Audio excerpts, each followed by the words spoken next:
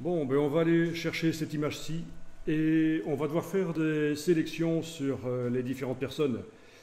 Et ça va nous montrer comment combiner les sélections pour gagner du temps, se servir d'une partie qu'on a déjà sélectionnée pour faire une, une autre partie, pour se faciliter la tâche quand on sélectionne une autre partie. Par exemple, si je sélectionne ce personnage ici, je vais me servir de lui pour faire la sélection de celui qui est derrière, partiellement. Ça paraît logique. Et une fois qu'on aura vu ça, on va tenter de coloriser cette image. On va voir les techniques de colorisation. Et vous allez voir que quand il s'agit de coloriser les peaux, ce n'est pas évident du tout. On va ruser. Donc pour trouver cette image dans Google, voilà ce que j'ai tapé, Vintage Group et entre guillemets public domaine. Ensuite, dans les outils de recherche, j'ai fait deux choses. J'ai indiqué que je veux des images en noir et blanc, dans ici le choix des couleurs. Et j'ai indiqué que je veux des grandes images. Et voilà, et vous devriez trouver quelque part, à peu près à la 50e position, cette image-là, qui est quand même assez précise, on peut le dire. Au niveau qualité, il n'y a pas de problème. C'est sans doute à l'origine Photo 6.6 peut-être. En tout cas, c'est du grand format. Oui, c'est du grand format en tout cas. Donc au niveau de la qualité, ça y est. Voilà. Est-ce qu'il y en a parmi vous qui ont des négatifs ou des photos couleurs à scanner?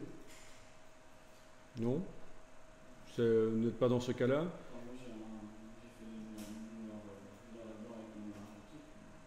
Tu fais du noir et blanc avec ton argentique. Ça, on pourra parler de la manière de scanner les photos rapidement, suivant qu'il s'agit d'un négatif couleur ou un négatif noir et blanc. Les différents types de scanners qui existent, ça c'est intéressant quand même que vous soyez au courant. J'ai pas entendu la toute dernière chose que vous avez dit. De quoi on doit être au courant? Les différents types de scanners qui existent et comment procéder s'il s'agit d'un négatif noir et blanc ou un négatif couleur. L'approche va être différente. Je suppose qu'on a un bien meilleur résultat en scannant un négatif qu'en scannant une photo argentique. Oui et non, justement. Justement, les négatifs couleurs nous posent beaucoup de problèmes et on a parfois intérêt à scanner les photos développées. Vous n'allez pas me mettre sur le réseau, monsieur? Bien, je vais l'enregistrer dans un dossier qui va porter la date d'aujourd'hui, donc je crée un nouveau dossier, c'est pas plus mal. Donc, je commence par PS 2014 09 02. Voilà, et je l'ouvre dans Photoshop.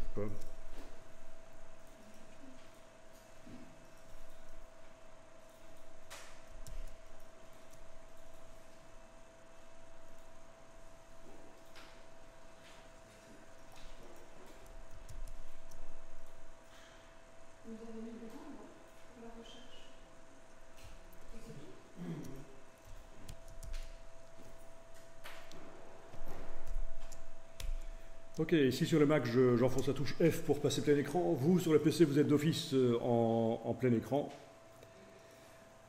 Bien, alors voyons un peu si on peut d'abord améliorer cette photographie. On va un peu analyser, donc là on fait un peu de retouche d'image. Hein. On va un peu analyser l'histogramme de la photographie. Ça vous dit quelque chose, l'histogramme? Cette espèce de graphique qui vous montre les quantités de pixels qui se trouvent dans l'image et quelle est leur intensité lumineuse. Alors d'abord j'aimerais aller voir quel est le type d'image. Image mode, je vois que c'est une image en niveau de gris. Ça veut dire qu'elle ne comporte qu'une seule couche dans la palette des couches. Vous avez ça en RVB?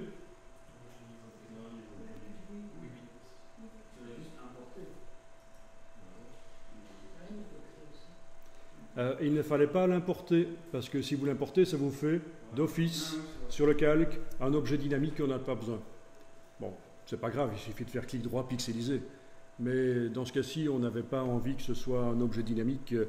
En fait, le principe, c'est que Photoshop traite des pixels. Quand vous avez un document en pixels, vous l'ouvrez. Si vous êtes dans Illustrator, Illustrator traite des vecteurs. Quand vous avez un document vecteur, vous l'ouvrez. Par contre, si je suis dans Illustrator avec un document pixel, je l'importe. Si je suis dans Photoshop avec un document vecteur, je l'importe. Donc le principe, c'est que quand j'ai affaire à un document qui est différent de ce que le logiciel traite habituellement, l'option la meilleure, c'est généralement d'importer. Mais si je suis en présence d'un document qui est habituel pour le logiciel, j'ouvre. Ça paraît clair? Donc voilà. Mais bon, ça c'est la règle et après on fait des exceptions. Mais oui. Ok, donc palette des couches. Vous avez la palette des couches, un menu fenêtre couche. Et dans la palette des couches, ça va, vous voyez que vous avez une image en niveau de gris? Bon. À un certain moment, si on veut la coloriser, on va être obligé de la faire passer en couleur. On ira dans le menu Image, Mode, et on passera de niveau de gris à RVB, et on obtiendra la même image, sauf qu'elle sera créée par mélange de 3 lumières rouge, vert, bleu. Mais ça sera toujours gris parce que ce seront 3 lumières rouge, vert, bleu en même quantité. Donc ce sera équilibré. Mais ça va me permettre de coloriser avec des techniques qu'on va voir. Alors, image, mode, niveau de gris. Niveau de gris en 8 bits par couche. Vous voyez que pour chacun des modes, il va vous indiquer la précision, ce qu'on appelle la profondeur de pixels. C'est-à-dire, pour chaque pixel, chaque petit point de la photographie, donc chaque petit point de la photographie, voilà, on voit les pixels quand on zoome bien ici, et bien chaque petit pixel est défini par combien d'interrupteurs informatiques, pour simplifier les choses. Eh bien ici c'est par 8 interrupteurs informatiques que chaque pixel est défini. Ça me fait une gamme de gris de 256. Parce qu'avec 8 interrupteurs qui peuvent prendre les positions ouvertes ou fermées, j'ai 256 combinaisons possibles. D'accord? Si c'était une image en 16 bits par couche, je serais aux alentours de 60 000 niveaux de gris par couche. Enfin, il n'y a qu'une seule couche ici. Si j'étais en 32, là, on tombe dans le HDR, c'est très rare de nos jours. Donc voilà, c'est important ce genre de détails techniques, ça fait partie du boulot de l'infographiste de comprendre la matière première avec laquelle il travaille, c'est-à-dire les images numériques. Donc cette image n'est pas une image de très haute qualité, elle ne contient que 256 gris différents. Et ça veut dire que si j'ai des dégradés, je risque de voir des bandes, des effets de bandes dans les dégradés. Ils ne vont pas être très subtils et progressifs. Ici, on n'a pas de dégradé pur, comme si c'était une image d'un avion, par exemple avec la carlingue de l'avion, avec un dégradé sur la carlingue. Non, ici, oui, il y a quand même sur les visages des dégradés, mais c'est assez texturé quand même.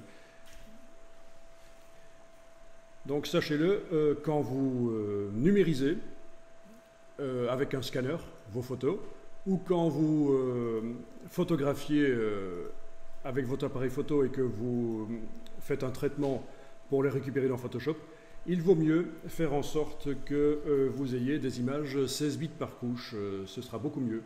Et c'est valable aussi pour les images en couleur. Que ce soit des images noir et blanc ou en couleur, c'est important d'avoir beaucoup de nuances différentes, parce que dès que vous allez commencer à jouer avec les réglages de niveau, de courbe, etc., vous avez besoin qu'il y ait de la matière, des informations en grande quantité. Et ça, ce sera avec des images en 16 bits par couche. Alors, je vais vous montrer rapidement un petit site que je vous conseille si vous pensez que vous êtes un peu faiblard au niveau de votre connaissance des images numériques. C'est super important de vous mettre à niveau, en fait. Parce que sinon, vous allez au-delà de problèmes qui ont leur source dans le fait que vous ne comprenez pas trop comment les images numériques fonctionnent. Alors, il suffit de taper dans youtube.com IDICO TV. Voilà. C'est un site web qui vous donne les bases des images numériques. C'est assez intéressant. Voilà. Donc, au niveau des vidéos, je vais passer en vue ici. Voilà. Très très intéressant d'arriver à comprendre ça, mais on en parlera à un certain moment, de toute façon. Distinguer, faire la différence entre la taille d'une image, la définition d'une image et sa résolution. Ici, quand on parle de taille, on ne parle pas de la taille du fichier, on parle de la taille en centimètres. La définition et la résolution. Donc, ce sont trois notions qu'il faut comprendre. Et il vous l'explique avec une petite vidéo de 4 minutes ici, avec des petits dessins, c'est pas mal. La trame d'impression, oui, ça c'est un peu plus marginal en fait. Trame de demi-teinte ou trame stochastique, quelle est la différence? Ça vous concernera moins en fait. Il y a très peu d'imprimeurs qui font des impressions en trame stochastique. C'est des trames aléatoires. Et c'est surtout intéressant quand on veut faire du rendu des photographies de peau en fait. Typiquement les mannequins, les tissus. La trame stochastique peut être intéressante. Les objets ancrés, ça concerne InDesign. Les courbes de Bézier dont on va parler. Comment manipuler convenablement les fameuses courbes de Bézier. On va s'attaquer à ça peut-être bien aujourd'hui d'ailleurs. Oui, ça c'est intéressant aussi. Enfin, vous voyez, il y a plein de choses intéressantes, surtout si vous êtes débutant, ça va vous remettre à niveau du point de vue infographie et informatique graphique. Et celle que je vous conseille, c'est particulièrement dans le cadre de cette formation Photoshop, c'est celle-ci, hein, sur la taille, la définition et la résolution. Et on en a une autre sur la profondeur, et c'est ce dont on était en train de parler là, la profondeur des pixels. Il ne la trouve pas ici, je vais aller plus loin. Ah ben voilà, ça c'est une des choses qu'on va essayer là juste maintenant, répartir la gamme des tons d'une image. C'est ce que je voudrais essayer avec cette photo-là. Cette photo-ci n'est pas mauvaise, hein. Avec des photos très mauvaises, la démonstration sera encore meilleure, mais... Voilà, profondeur de l'image. C'est ce dont j'étais en train de vous parler, les 8 bits, 16 bits, 32 bits par couche. Ok, moi j'ai rien à voir avec cet utilisateur-là, je ne sais pas qui c'est. Apparemment ce sont des Québécois qui ont fait ça. Qu'est-ce qu'ils disent? Un projet qui a pour objectif de développer du contenu formatif concernant la pratique dans le secteur de l'infographie. Le public cible est étudiant en post-secondaire dans un programme de design graphique. Ok. Donc c'est pour les étudiants du supérieur et c'est du Canada, oui. idico.ca. Généralement, les Canadiens en matière d'éducation ne sont pas mauvais du tout. Et en plus, au niveau des technologies de l'image, ils sont également pas mauvais du tout. Il faut savoir qu'une marque comme Autodesk, au départ, était canadienne. Je ne sais pas si vous connaissez Autodesk, oui, hein, certainement.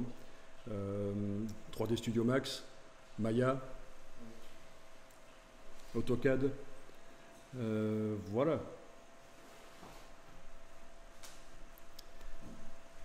D'ailleurs, je vous parlerai à un certain moment d'un groupe Facebook, parce que Facebook est une horreur, mais on peut le tourner à son avantage. C'est une horreur parce que ça fait perdre du temps, mais il y a des choses intéressantes sur Facebook, et notamment un groupe, le groupe des infographistes et graphistes du Québec. C'est une source d'informations incroyable. Tous les jours, il y a des gens qui posent des questions, des problèmes qu'ils ont, et les autres qui répondent. Donc ça bouge beaucoup. C'est un groupe qui a des milliers de membres. Voilà. Alors, j'en reviens ici. On va essayer de voir un peu au niveau de l'histogramme de cette image ce qui se passe. N'hésitez pas à m'interrompre si vous avez une question à un certain moment, une remarque, une information complémentaire à donner. Alors, menu fenêtre, histogramme. Donc voilà la palette histogramme. Ok, je vais peut-être demander affichage agrandi. Voilà, donc dans le menu, affichage agrandi. Alors, qu'est-ce qu'il me dit là? Ah oui, voilà. Ok. Vous n'avez pas le même résultat ça... On n'a pas en forme de peigne. Ah, forme de peigne, vous n'avez pas. Ok, est-ce que j'ai fait une opération sur cette image depuis que je l'ai ouverte? Non, hein? Non, ok. Je suis toujours en 8 bits par couche. Oui, pour ceux qui se poseraient la question, hein, le fait de passer en 16 bits par couche n'amènerait pas des niveaux de gris en plus. Hein. C'est pas parce que vous avez pour votre pique-nique, vous avez 2 misérables tartines, c'est pas le fait de les mettre dans une plus grande boîte qui va les multiplier. Hein. Ça, c'était il y a 2000 ans. Et donc, le fait de passer en 16 bits par couche au lieu de 8 sur cette image-là ne va pas apporter des niveaux de gris en plus. Ça me permettra éventuellement d'en mettre en plus. Mais par la suite, par des manipulations. Mais tout de suite, immédiatement, le fait de passer en 16 bits par couche n'amènera pas des choses en plus. Alors, si vous avez des résultats différents de moi, c'est sans doute lié au gamma du PC, puisque je suis sur un Mac, vous êtes sur un PC. Est-ce que, entre vous... Oui, lui, il n'a pas le même. Ah, tu n'as pas la même chose? Moi, je fais ouvrir la photo d'office, il me met en RGB. D'accord, ils te la mettent d'office en RGB. Tu as bien ouvert la vraie photo, pas la preview de Google. Quand on va dans Images, taille de l'image, est-ce que tu as bien une image de 4500 pixels sur 4800? Parce que c'est peut-être ça le problème. Tu as peut-être ouvert la preview de Google, le truc pourri qui apparaissait là. Voilà. Donc ne vous inquiétez pas si vous avez un histogramme peut-être un peu différent du mien. En tout cas, voilà, est-ce qu'il est possible que sur la partie droite de l'histogramme, vous voyez que c'est quand même assez plat? Oui. Ok, ça c'est... Même, nous, on est à, par exemple, en moyenne, on est à 67, 55, maintenant 52 et 93. Oui. Et en pixels, oui, on a un peu plus. Ok. Et donc, voilà. Oui, en fait, moi j'ai dû faire la mise à jour ici. Vous avez ça aussi? Voilà. Mise à jour ici. Et donc vous avez la même chose que nous, que moi. Ouais. Ah bah ça va. Ces histogrammes avec des peignes, c'est typique des images qui ont déjà été retouchées. Ça veut dire qu'il y a certains niveaux de gris, parce que toute l'horizontale ici représente des niveaux de gris. Certains niveaux de gris n'ont pas d'information en fait. Mais bon, ça c'est typique. Ok, donc vous voyez que cette image, au niveau de l'utilisation des pixels les plus clairs, elle ne les utilise pas trop. Alors on va passer assez rapidement à l'outil qui va nous permettre de corriger ça et qui vous montrera en plus la gamme des gris. Donc je ferme la palette histogramme et je vais aller dans le réglage de niveau.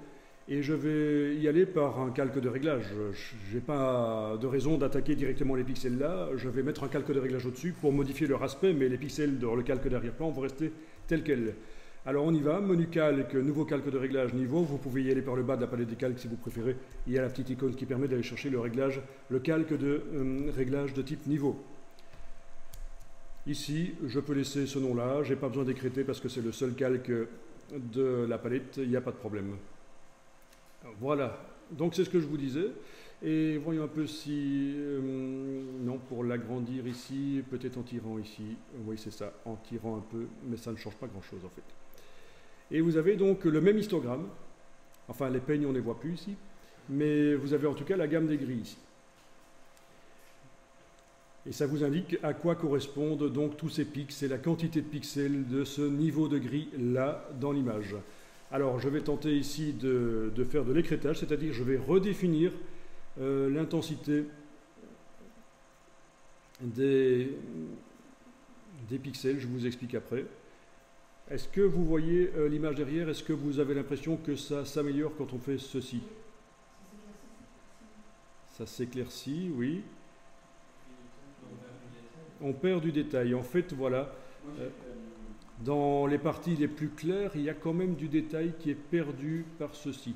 Alors, ce qu'on va faire ici, c'est qu'on ne va pas toucher à ça pour cette image-ci, parce que ça nous fait perdre du détail. Ça veut dire que dans les informations qui sont très peu nombreuses ici, les pixels qui sont très clairs, ils ont quand même de l'information qui est importante pour certaines parties de la photo. Donc, ce que je ferai après, je vous montrerai une photo beaucoup plus ancienne qui a beaucoup plus de problèmes et on redéfinira la gamme dynamique. Donc ça, c'est de l'écrêtage de luminosité. Ça veut dire que tous ces pixels qui sont maintenant très clairs deviennent complètement blancs. Donc on ne fait pas ça. Par contre, ce qu'on peut essayer de faire, c'est définir l'intensité des tons moyens. Alors il faut bien savoir que pour les retouches photo, chaque photo, même s'il y a des techniques qui existent, des pistes pour régler les problèmes de photo, chaque photo est particulière. Il faut tester et regarder ce que ça donne.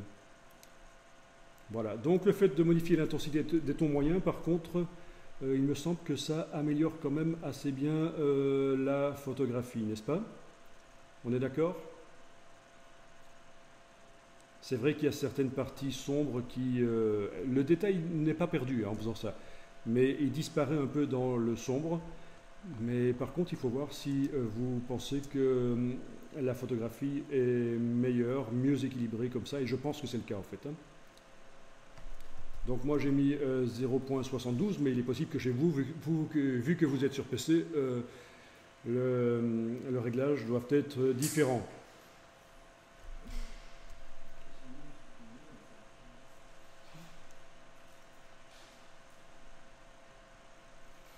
Ok, si vous voulez voir l'avant et après, vous avez l'œil ici en bas de la palette niveau.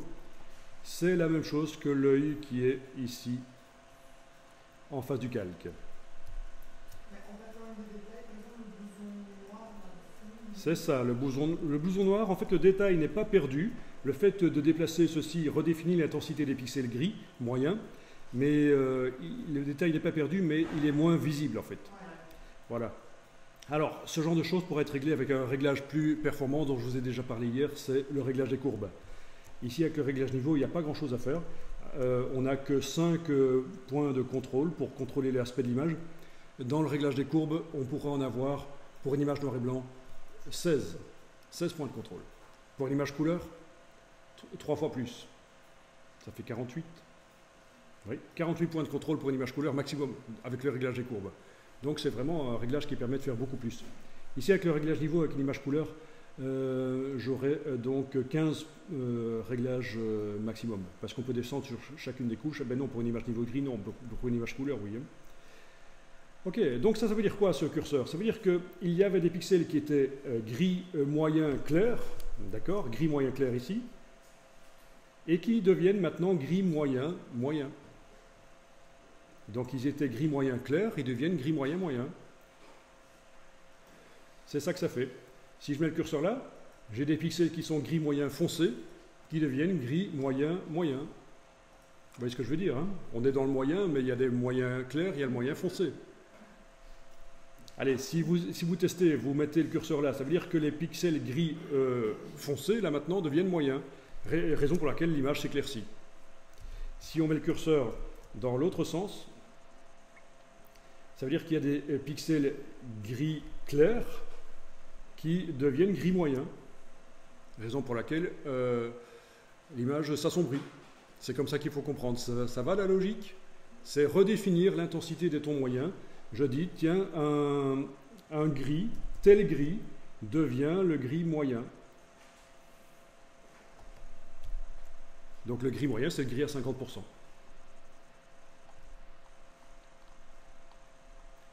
Ok, bon. Alors, je vais enregistrer cette image. J'ai pas le choix, il y a un calque, je dois l'enregistrer au format Photoshop maintenant.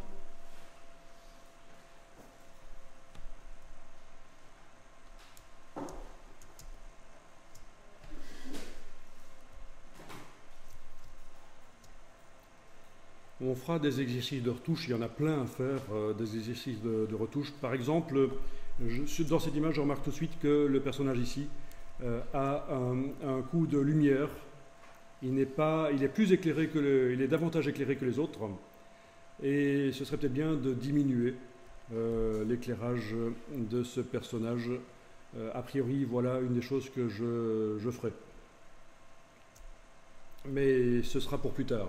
Diminuer les luminosités, on verra qu'il y a des outils qui permettent de le faire. Densité moins et densité plus, mais en fait c'est un peu ancien. Il y a des techniques plus modernes. Ça, si on travaille avec ça pour modifier les intensités lumineuses dans la photo, c'est définitif. On modifie les pixels. Et nous, on fera ça avec un calque. Un calque qui permet de faire de la densité moins, densité plus. Bien. Alors, ici, on n'en est qu'au deuxième jour de la formation Photoshop. Et donc, ce qui va être fait ici, c'est une sélection sur le personnage, parce que je voudrais pouvoir, notamment, peut-être faire des retouches de luminosité différentes sur chacun, faire des retouches couleurs différentes éventuellement aussi. Donc, voyons ça. Et ce qui m'intéresse avec cette photo, c'est que les personnages sont les uns sur les autres. Donc on va voir les sélections combinées. Alors allons-y, on va dans la palette des couches, on va aller créer une couche alpha. Donc vous cliquez sur le bloc de feuilles, vous avez créé une couche alpha.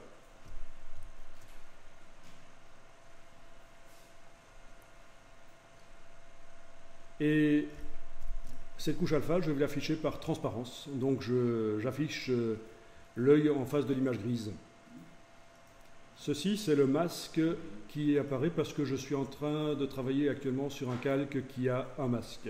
Mais si j'active dans la palette des calques le calque d'en dessous, le masque n'apparaît plus. C'est uniquement quand le calque qui a un masque est activé. Voilà, donc je peux éventuellement activer le calque d'arrière-plan, ça n'a pas d'importance ici.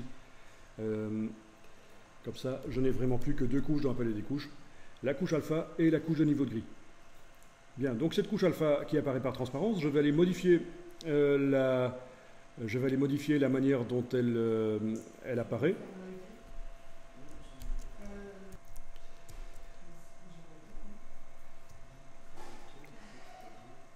Bien, donc je sais que je peux double-cliquer sur la couche alpha et je vois ici apparaître, donc zone masquée, vous pouvez garder ça comme ça, c'est mieux. Sinon, ça va vous embrouiller si vous commencez à changer les choses ici. Et donc, la couleur, je peux aller changer la couleur pour mieux voir les choses derrière. Je peux passer, par exemple, en rouge. Voyons un peu ça. Eh bien oui, en rouge, sur cette image noir et blanc, il me semble qu'on voit mieux les choses.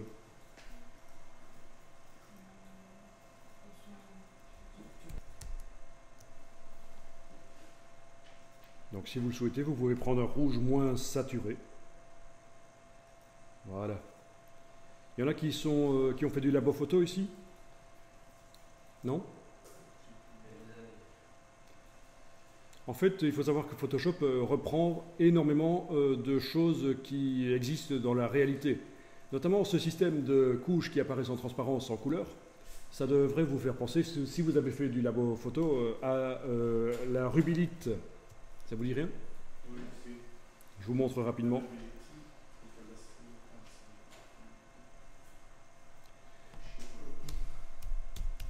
Système de masquage, voilà la rubylite. Ah oui, ok. Et oui.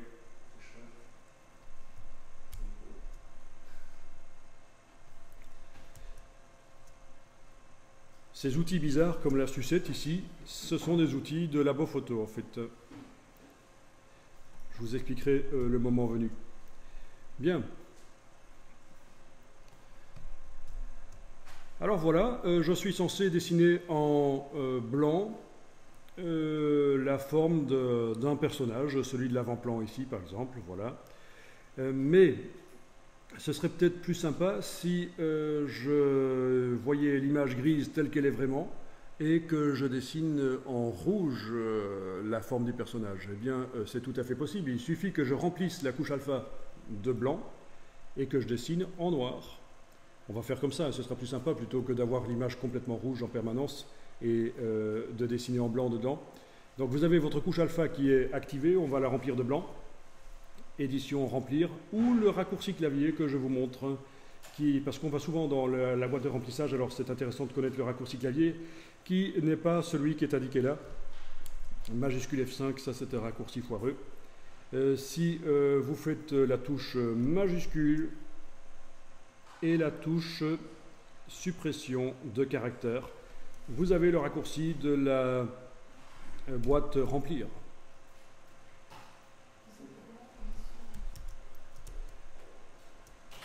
Bien, donc je remplis avec blanc, normal, 100%, ça veut dire recouvrant à 100% d'opacité. Et la couche alpha est blanche, et donc je ne la vois plus par transparence, parce que c'est ce qui est noir dans la couche alpha qui apparaît en transparence. Donc voilà, j'ai une couche alpha sur laquelle je suis en train de travailler, et elle est remplie de blanc. Donc ça veut dire que si je viens en noir, voilà, je dessine avec du noir, je vais pouvoir, avec le pinceau, aller dessiner la forme du personnage qui m'intéresse. Donc n'hésitez pas à zoomer, vous utilisez le raccourci clavier qu'on a vu, CTRL ALT avec le clic droit du PC ou le clic gauche du Mac, CTRL ALT, et voilà, vous dessinez. Ici, j'y vais encore assez rapidement. Ok.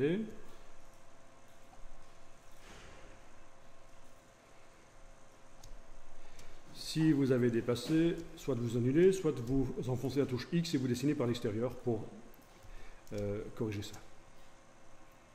Je réenfonce la touche X et voilà.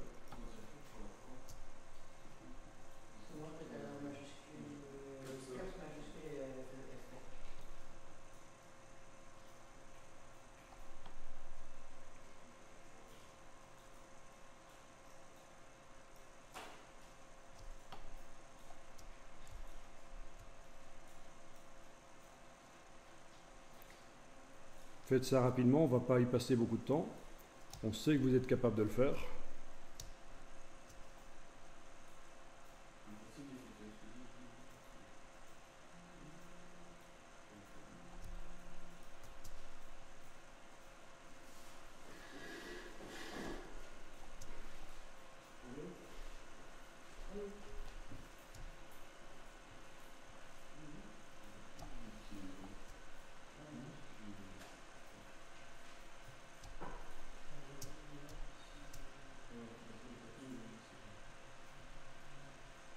Alors, les droites, c'est là que ça va servir, faire des droites. Vous regardez, pour faire des droites dans Photoshop,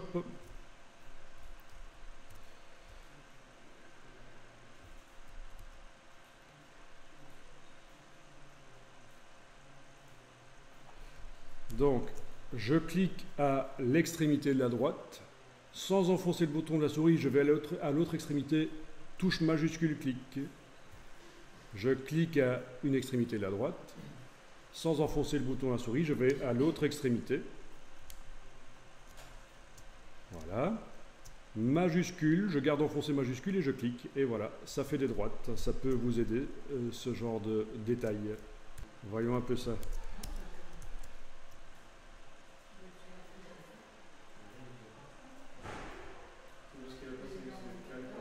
Le calque, mais en fait... ça fonctionne, tu veux dire la couche? Parce que là, je suis en train de travailler sur le calque de réglage, mais j'arrive quand même par la palette des couches à travailler sur la couche alpha qui s'affiche en transparence sur l'image grise. Ça pose pas de problème. Alors, on va venir voir ce qui se passe chez toi.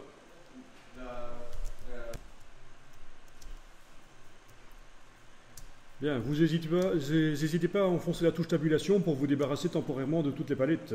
Comme ça, vous profitez un maximum de votre écran. Pas de problème.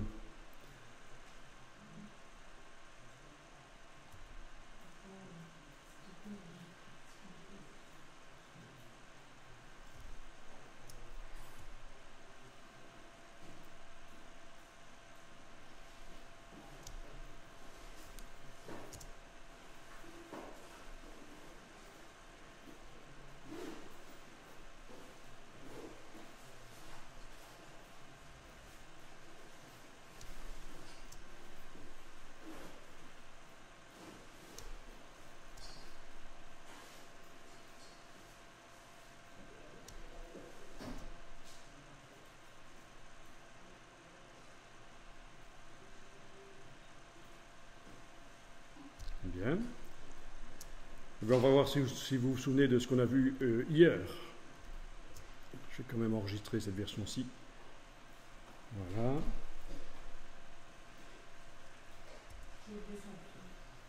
Ah, si tu as oublié son pied, c'est pas grave. Il y a un trou qu'il faudra venir faire ici après. Mais en tout cas, voilà, si tu as oublié son pied, c'est pas grave, tu l'ajouteras par la suite, hein. Donc je vais enlever l'œil en face de la couche grise et avec la baguette magique, je vais sélectionner la zone blanche du milieu. On sait qu'il faut dilater la sélection pour pouvoir faire le remplissage correctement.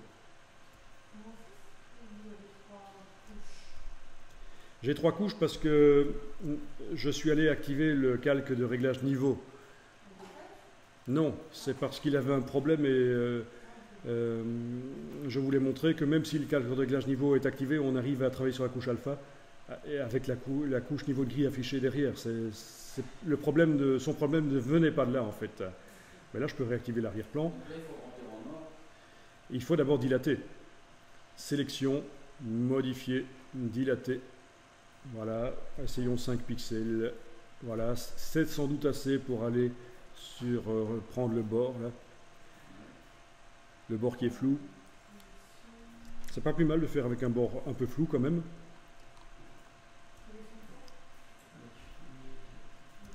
Et alors là, édition remplir avec, dans ce cas-ci, du noir. Dans la couche alpha.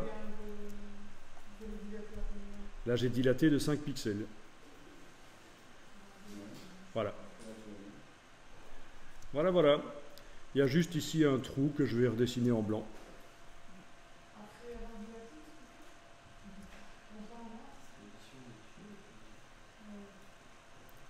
Donc c'est sélection, modifier, dilater. Okay.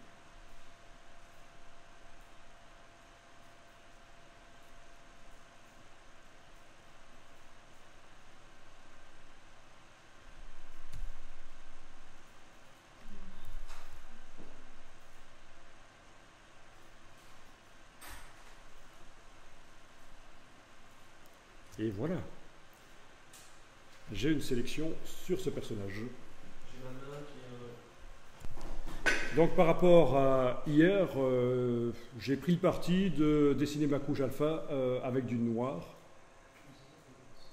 Parce que je trouve que c'est plus sympa de voir en permanence toute l'image grise.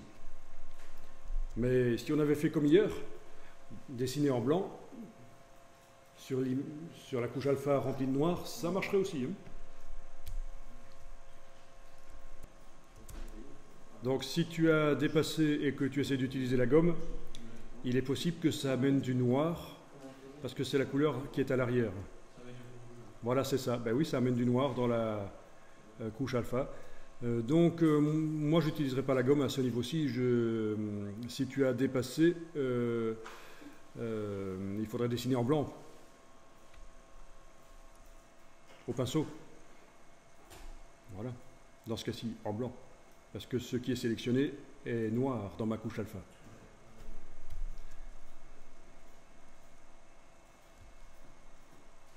Oui, oui, donc si tu manques des petits morceaux de la couche alpha, tu y vas avec le pinceau.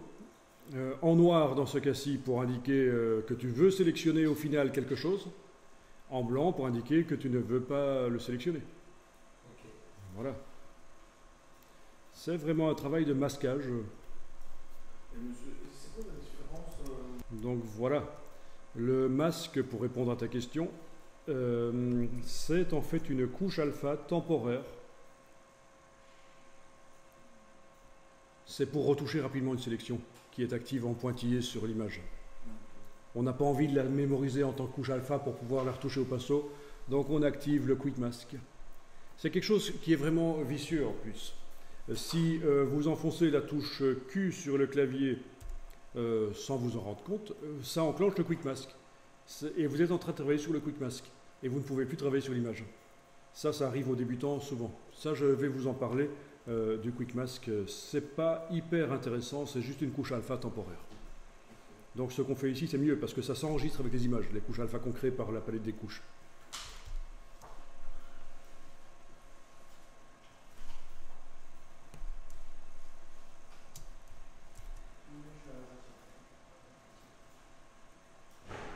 Alors ici, je vais sélectionner le personnage qui est juste derrière. Et évidemment, je ne vais pas m'amuser à faire le tour de ce personnage à cet endroit-ci, puisqu'il y a déjà celui-là qui définit la frontière entre les deux personnages. C'est ça l'astuce, quand on a des objets conjoints, on ne va pas faire du boulot supplémentaire, et en plus le résultat sera meilleur si je ne fais pas ce boulot supplémentaire. On va donc créer une nouvelle couche alpha pour le personnage qui est à côté. Voilà, donc je crée une nouvelle couche alpha. Je peux la remplir de blanc aussi, si je veux. Ceci dit... oui, non. On va remplir en blanc. On va la remplir de blanc aussi, oui. Voilà.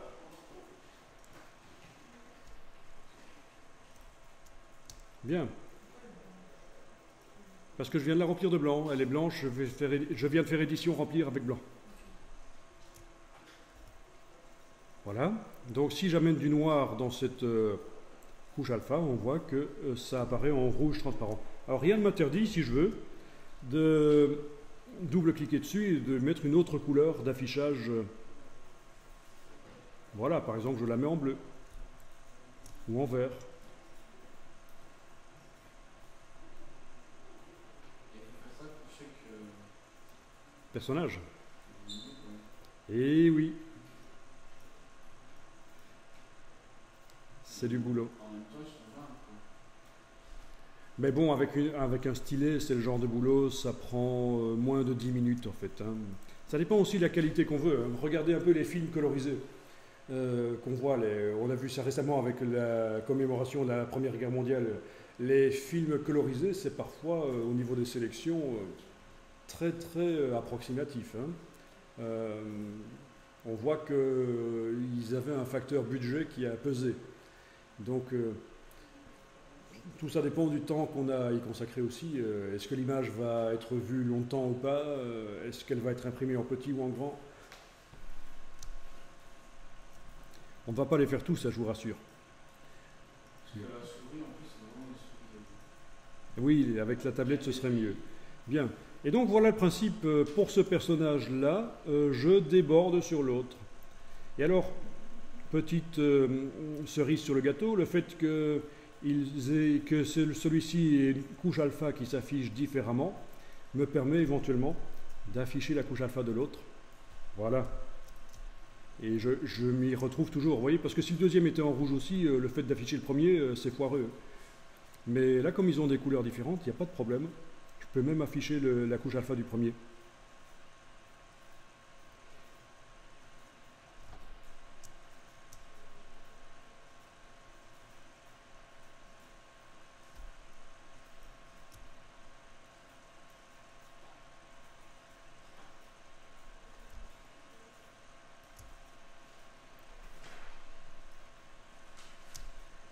Bien.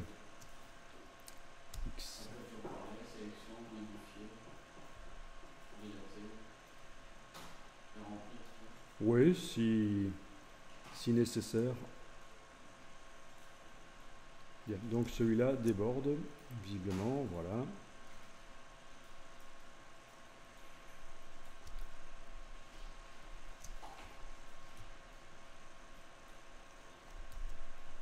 C'est quoi? Sous le pinceau, c'est quel est? Gauche.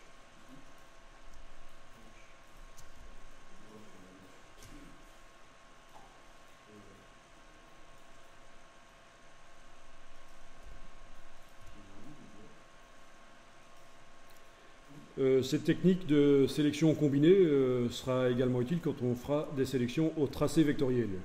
Ça va vous éviter de faire du travail supplémentaire inutile. Quand on travaille sur des objets ou des sujets qui sont l'un à côté de l'autre, ou même le même objet, une voiture avec ses vitres, sa carrosserie, on va éviter de faire du boulot en trop. On va voir ça après. Bien.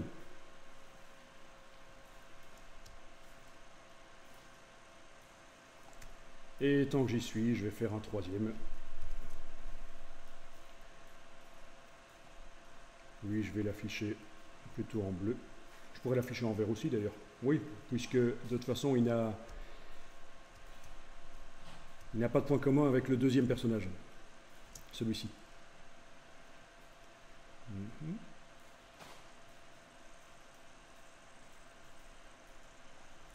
Alors, la colorisation, la restauration de vieilles images, ceci n'a pas besoin d'être fort restauré, juste colorisé, mais parfois on a des vieilles photos où il faut vraiment recréer même des parties des personnages qui sont manquantes à cause de tâches.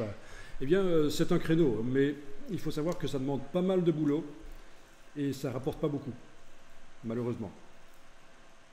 On tombe rarement sur des gens qui sont prêts à payer pour ça.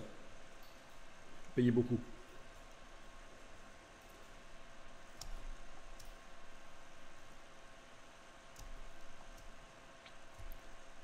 Il faut voir le marché aussi, hein. Si vous êtes dans une grande ville, vous avez un marché plus large.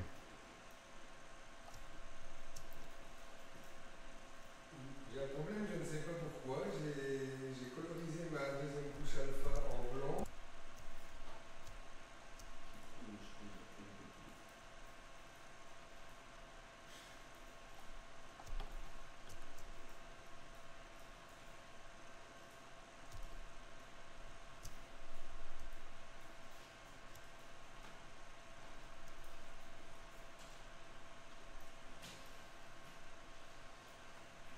Alors, vous voyez qu'on va souvent dans sélection modifiée dilatée et malheureusement, cette fonction dans Photoshop n'a pas de raccourci clavier. Ce n'est pas un problème dans Photoshop, les raccourcis clavier, vous pouvez les faire vous-même. Quand vous avez une fonction de Photoshop qui n'a pas un raccourci clavier et que vous devez souvent aller dans le menu, il faudra aller créer soi-même le raccourci.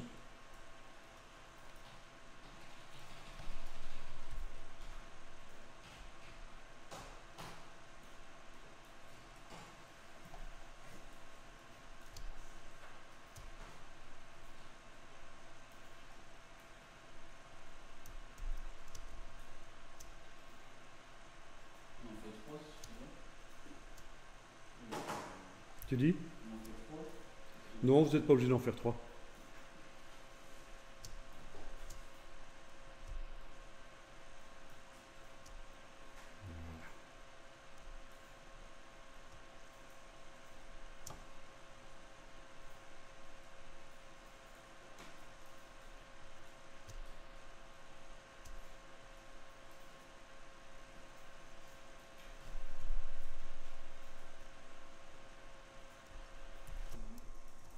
Bien, donc voilà, les sélections combinées.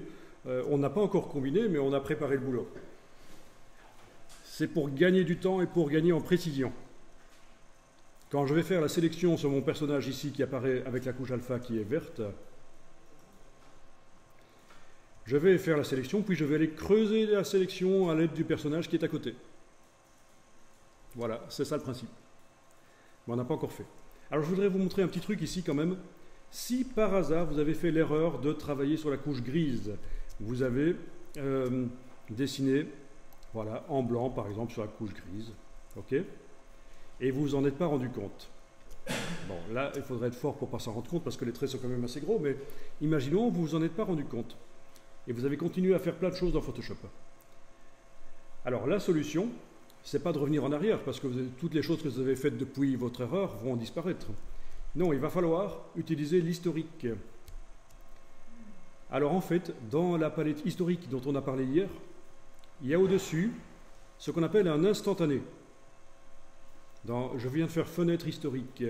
Et au-dessus, vous avez un instantané, c'est-à-dire qu'au moment où vous ouvrez l'image, Photoshop prend une photo instantanée de l'image telle qu'elle est là. Et il la met dans le haut de la palette historique. Ça, c'est parce que dans les options d'historique, dans le menu de la palette historique, dans les options d'historique, vous avez cette option-là qui est d'office cochée, créer le premier instantané automatiquement. Et ça, c'est bien pratique, parce que ça veut dire que l'image originale, elle est là. Et vous avez le petit pinceau d'historique qui est là, qui indique que c'est la source actuelle de l'historique. Oui, parce qu'on peut définir quelle est la source de l'historique, c'est quelque chose qu'on fera la semaine prochaine. Mais d'office, c'est comme ça. Enfin, bon, ceci, vous n'avez même pas besoin de le savoir, que Photoshop crée un instantané automatiquement à l'ouverture, et que, actuellement, la source de l'historique, c'est cet instantané. Simplement, quand vous avez fait une erreur comme ce genre de choses-là, Vous activez donc la couche qui a l'erreur et on va tenter de faire édition, remplir avec historique. Édition, remplir avec historique va remplir cette couche-là par l'instantané qui a été créé à l'ouverture. Et voilà, mes erreurs sont supprimées. Donc, super astuce à retenir, mais il y a d'autres moyens de s'en sortir aussi. Hein. Quand on connaît Photoshop, on peut ouvrir une image en parallèle et récupérer dans l'image en parallèle. Ça fonctionne aussi avec des images RVB. Quand vous avez 3 couches RVB, remplir avec l'historique va aller rechercher l'instantané qui a été créé à l'ouverture. Mais bon, normalement, vous n'avez pas fait cette erreur-là.